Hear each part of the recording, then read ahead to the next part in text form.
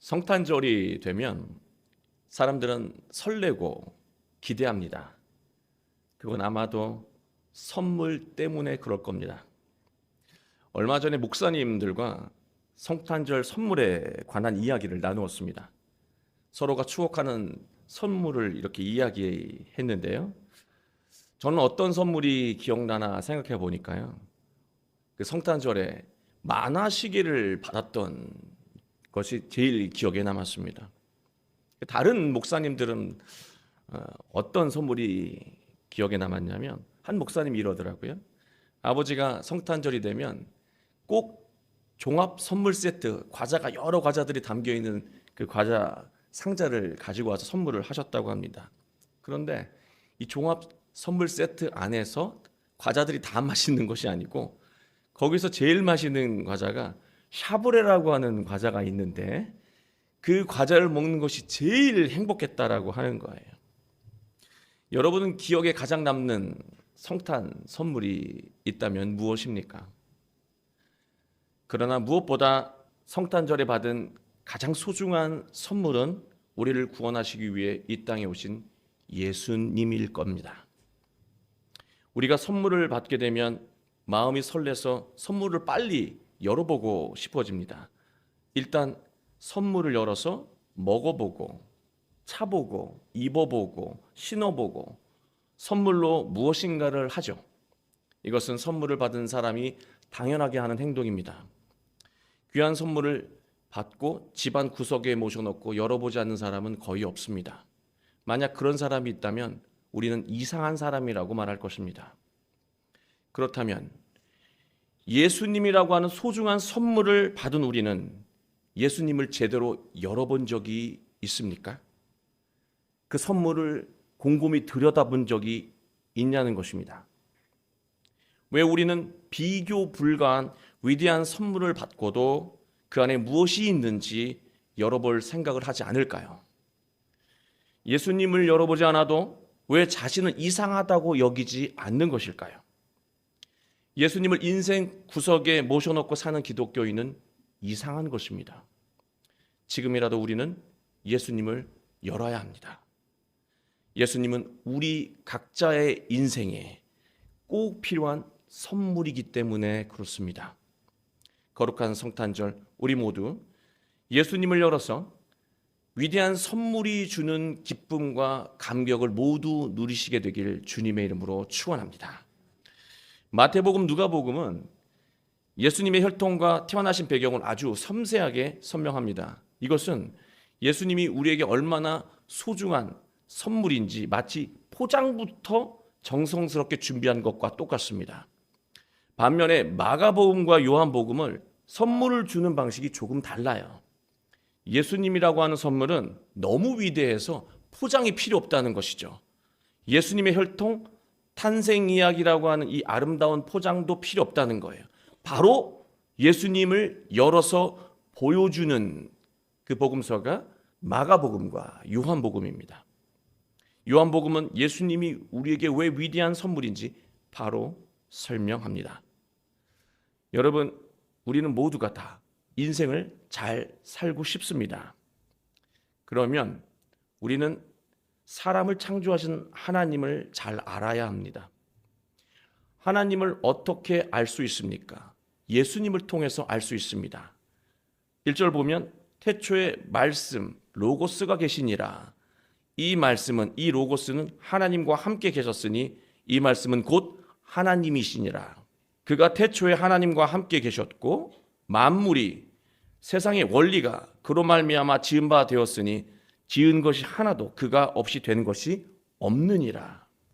이것은 다 예수님을 설명하고 있는 거예요.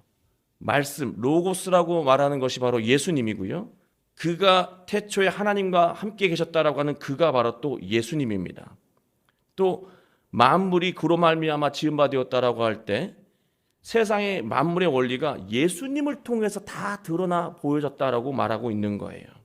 예수님을 알면 세상을 창조하신 하나님의 섭리를 다 알 수 있다는 것입니다. 여러분, 인생에 문제가 생기면은요, 창조자의 뜻을 구하는 것이 정상이에요.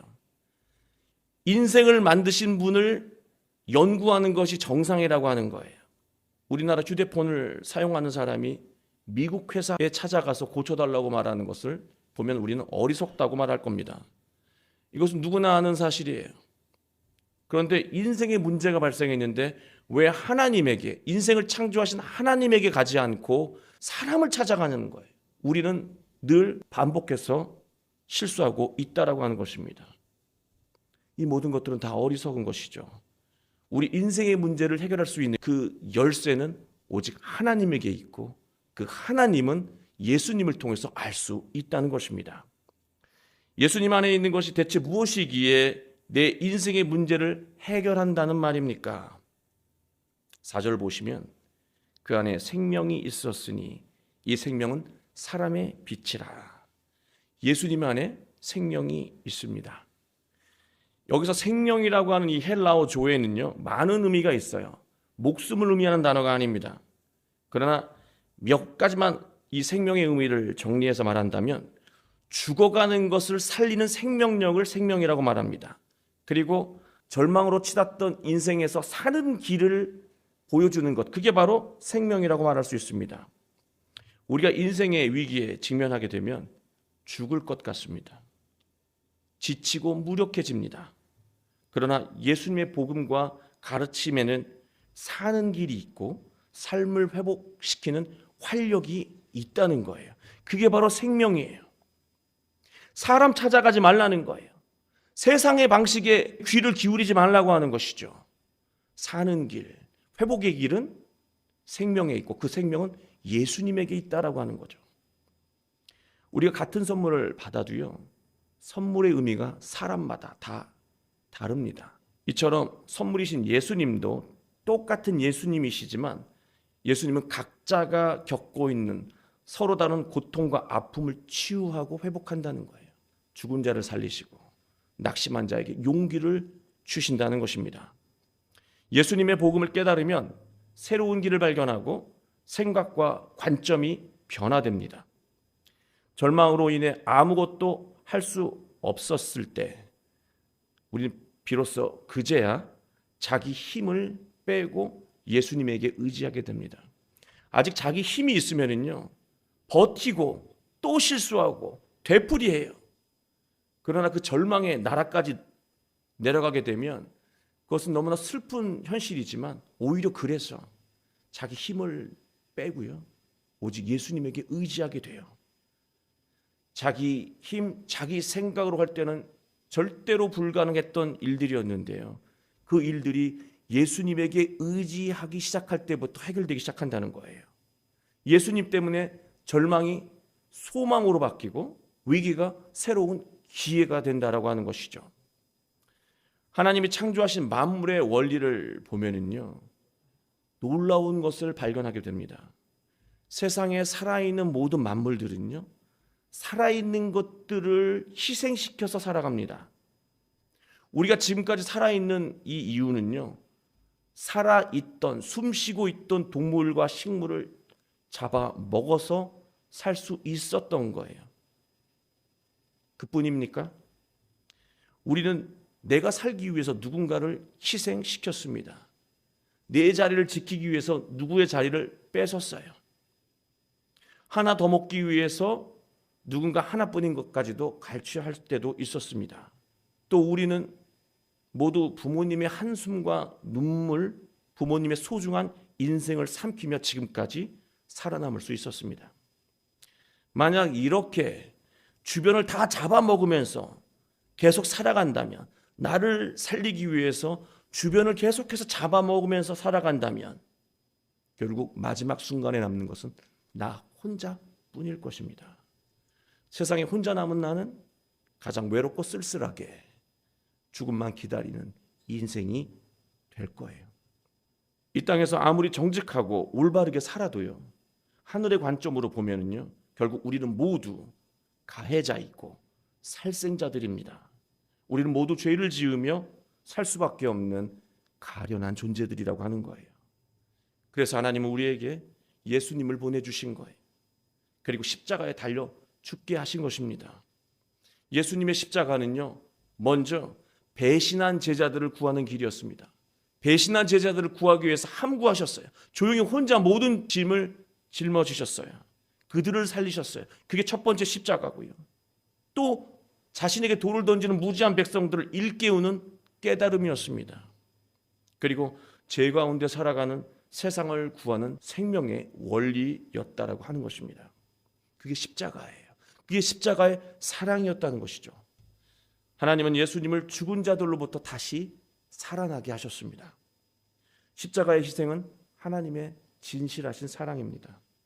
자기를 희생하며 참된 사랑을 하는 사람은 자기 주변 모든 사람들에게 생명이고 바로 생명력이 된다라고 하는 것입니다. 바로 살리는 인생을 사는 사람, 자기가 살고자 다른 사람을 죽이는 인생이 아니라 자기가 희생하고 자기를 내려놓더라도 주변과 타인을 살리는 인생을 사는 사람은요, 하나님의 능력으로 다시 살아나고 구원을 받게 된다라고 하는 것이 바로 십자가를 통해서 우리에게 가르쳐 주신 만물의 이치라고 하는 것입니다. 진정 인생을 잘 살기 원한다면 예수님처럼 자기 뜻을 십자가에 죽이고 사랑하며 살라고 말씀하고 계신 거예요. 그런데 문제는요, 무엇을 어떻게 희생하고 사랑해야 하는지 우리는 잘 모른다는 거예요. 선물을 열었는데요, 예수님이라고 하는 선물을 열었는데 선물의 포장이 또 있는 형국입니다. 여러분, 선물을 열었는데 포장이 또 있으면 포기하시겠습니까? 다시 열어보겠습니까? 또 열어야지요. 선물을 열어야 합니다. 이게 무슨 의미일까? 어떻게 사랑해야 한다는 말인가? 부부는요, 서로를 사랑해서 결혼했습니다. 원수에서 결혼한 사람은 단 한 사람도 없습니다.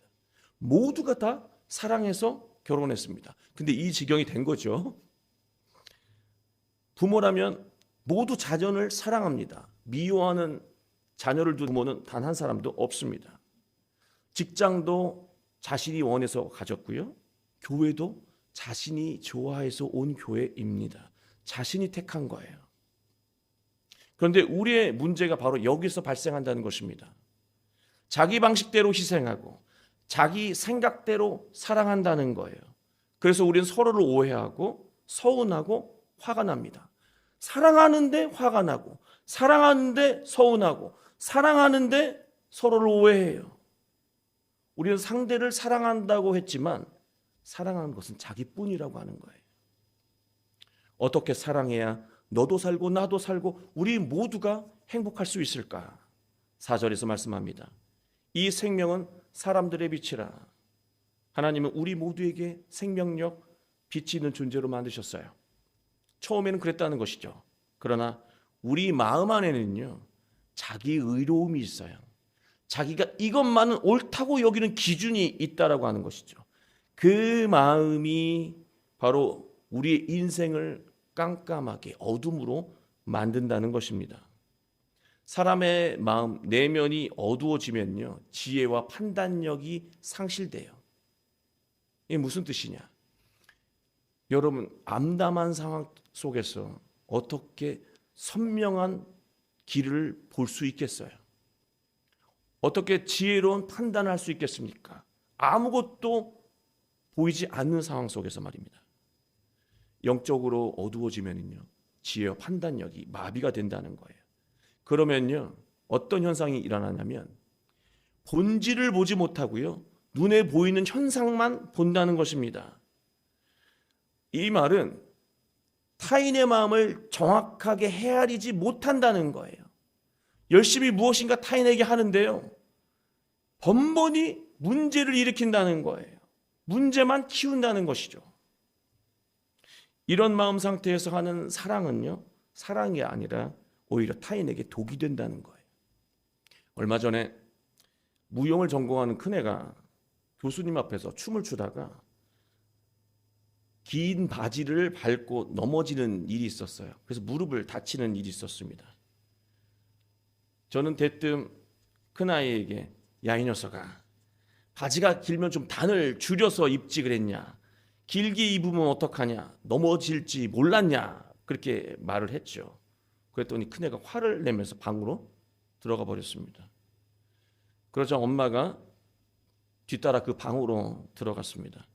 저는 애엄마가 뭐라고 딸에게 말하는지 이렇게 궁금히 들어봤습니다. 그랬더니 이런 말을 하더라고요. 괜찮아. 크게 다치지 않았으면 됐다. 무용하다 보면 넘어지고 다 그래. 한 번은 다 할 수밖에 없는 실수야. 다음에는 조심하면 된다. 연습하느라 고생 많았다. 수준이 너무 다르죠. 딸에게 필요한 것은요, 아빠의 옳은 말이 아니에요. 마음을 헤아려 준 엄마의 말이었습니다. 옳은 말이 아니라 헤아려 주는 말이에요. 지금 우리에게 필요한 것은, 슬퍼하는 누군가에게 필요한 것은 옳은 말이 아니고 그의 이 가슴 찢어지는 그 마음을 헤아려 주는 거예요. 옳은 말은요, 자기 의로움에서 나오고 자기 올바름에서 나와요. 그 보자기의 이 영적인 마음이 어두워져 버리면요, 본질을 보지 못하고 행동만 보고 현상만 본다라고 하는 것이죠. 그러면 결국 말을 해도 어리석은 말을 하고요, 행동을 해도 할 필요가 없는 행동을 해서 문제를 해결하는 게 아니라 문제를 더 키우는 인생을 살게 된다라고 하는 것이죠. 그런데 본인은 잘 몰라요. 본인을 몰라요. 이런 상황을. 주변만 심한 고통을 겪는다는 것입니다. 5절 말씀 보실까요? 빛이 어둠에 비쳤어요. 그럼 밝아져야 되잖아요. 그런데 뭐라 그러냐면 어둠이 깨닫지 못하더라. 어둠과 빛은 깨달음의 문제라고 하는 걸 성경이 얘기하는 거예요. 어둠으로 사는 사람이요, 자기가 어둠인 줄 몰라요. 계속해서 상처를 주고 있는지도 몰라요. 자기는 올바르다고 생각하는 것이죠. 바로 이게 5절 말씀이에요. 이대로 살아가면 나도 불행하고 나로 인해서 주변, 가정, 모든 사람들이 불행해진다는 것이죠. 그래서 예수님이 오신 거예요. 그 빛이신 예수님이 우리에게 오신 거예요.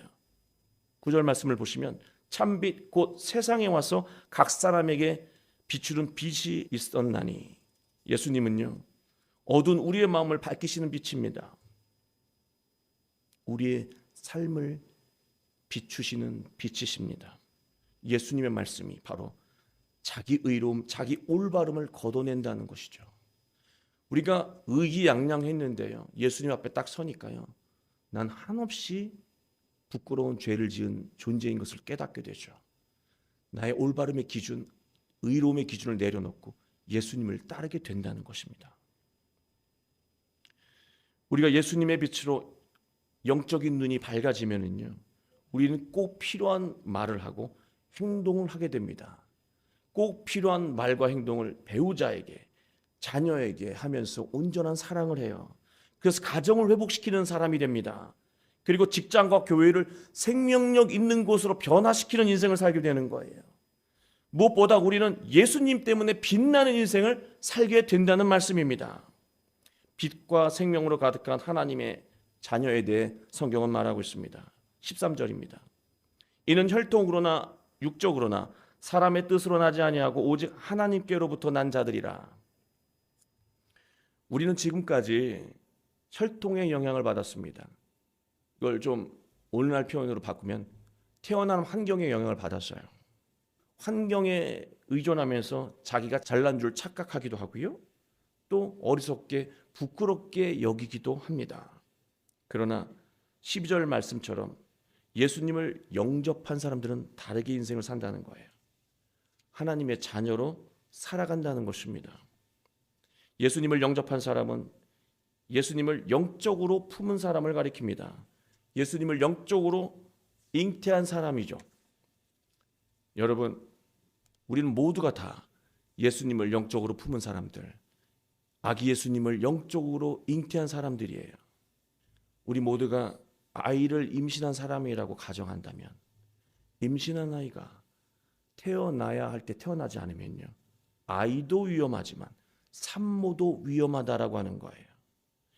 예수님을 내면에 품었으면서도 예수님이 삶을 통해서 출산되고 구현되지 않으면요, 내면에 있는 예수님도 곧 소멸될 가능성이 높아지는 것이고 우리의 인생도 위기에 놓이게 된다라고 하는 거예요.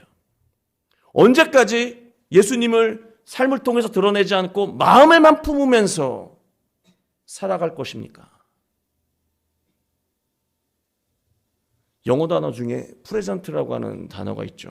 선물이라고 하는 뜻도 있지만 현재라는 뜻도 있습니다.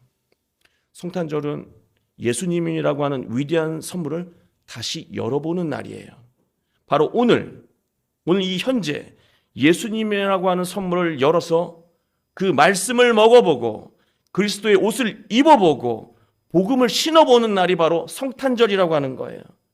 바로 오늘 이 현재 나의 삶을 통해서 예수님을 태어나게 하는 날이 바로 성탄절이라고 하는 것입니다. 지금까지 우리는 거룩한 탄생, 이 성탄이 없는 성탄절을 지내왔습니다. 성탄절인데요, 성탄이 없어요. 거룩한 탄생이 없어요. 성탄절은 내 삶 속에서 예수님이 태어나는 날이에요. 그런 의미로 본다면 365일이 우리에게 성탄절이 되어야 마땅한 것이죠. 그래야 우리가 행복한 것이고, 그래야 우리가 감동적인 인생을 살 수 있다는 것입니다. 이제 우리 모두 하나님이 우리에게 보내신 예수님을 풀어보고 생명으로 가득한 빛나는 인생을 살게 되시길 주 예수 그리스도의 이름으로 축원합니다.